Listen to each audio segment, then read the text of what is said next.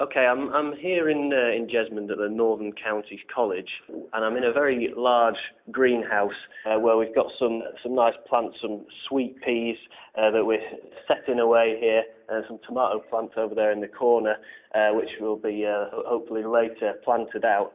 Now, I'm here with John Gardner, very appropriate name, from the college, and there's an event here for the Jesmond Community Festival, the Horticultural Knowledge Exchange.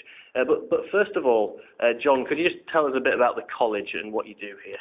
Sure.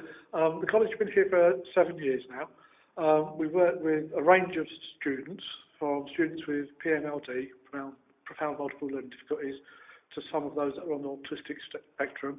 Basically what we're about is enabling people to become independent so that they can live the lives that they want to live.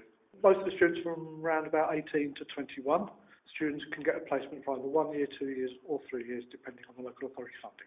Like the rest of us really, some students prefer horticulture, others prefer the catering option, yet others prefer the business administration option, just like the rest of us really, and it's what people are interested in, we try to promote. So in terms of horticulture, it's special equipment, or catering, it's special equipment required.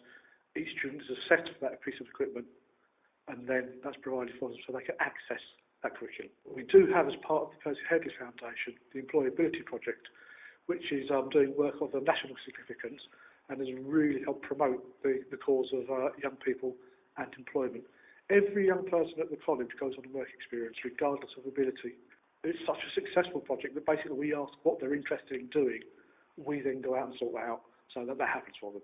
So they've got the opportunity to practice the skills that you would need in real life. So moving on to this event for the Jesmond Community Festival, what exactly is the point of this knowledge exchange? Well, during the conversation, it occurred to us that the general public, and there are an awful lot of gardeners in the general public, must have vast amounts of experience. Because quite often you hear about professionals and you see the TV shows and the books, but most of the things I learned as a young man, I learned from my father or from the next door neighbours, and it's what works for the local area. So perhaps what we would like to be able to do is swap that knowledge, because one of the things that I've brought to it is about microclimates. Every garden has a microclimate. So you can grow the strangest things where you wouldn't normally expect to. So that idea is that what we'll do is we'll collect all this information from all of the people that come to us, and then at the end of the event, we'll put it all together and then send it back out so people have got a written kind of booklet of various people's experience. Okay, well, thanks a lot for that, John. Maybe if we could just go around the greenhouse here and have a look at some of the stuff, and you can maybe just take us through it. Okay. Well, we've got marigolds here, and then they'll be used for companion planting later on, because we try to be as organic as possible. Just for those of us out there who don't know, could you just explain to us what companion planting is? Yeah, basically what we try to do with these will attract hoverflies and other helpful insects that eat the pests that we don't want, and we'll plant these next to the cabbages or the carrots, and so the insects will go to these rather than the carrots. All right, thanks for that. And then up here we've got some sweet peas. Yeah, these ones here in the pots are destined to go in planters. As you come into the college, there are a number of planters around the main reception, and what we'll do is we'll start these off. They've got the first set of canes, and we'll keep them in these pots, but we'll just keep putting newer canes in so they grow up. They'll only get to about 3 or 4 foot, these ones, because of the restricted growth, but they should look pretty good.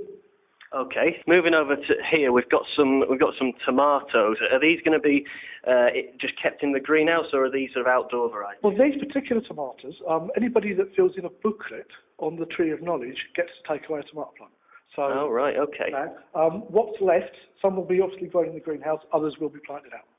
Okay, and you just mentioned the Tree of Knowledge there, and moving over to this corner, we've got a lovely little tree. What kind of a tree is this? This is a bit of an old willow. We had, during this recent storm, a big branch of the willow came down, so we just took this end off it. And could you just explain the concept of this Tree of Knowledge? Yep, all it is people get a little booklet with the picture of the tree on it. They then complete a very simple form. It's just words of wisdoms. So someone's written in this one, slugs and earthworms love potatoes. So grow varieties that slugs don't like, such as sarpotypes. And that's slugs and eelworms there. Yeah. Eelworm being one of the biggest blights in the potato world, I think. And then you just hang that on the tree, There's a number of them there at the moment, and then at the end of this session, we'll take those down, form a little booklet. If you could put your name and address in there, or a contact number, and we will send you the completed booklet.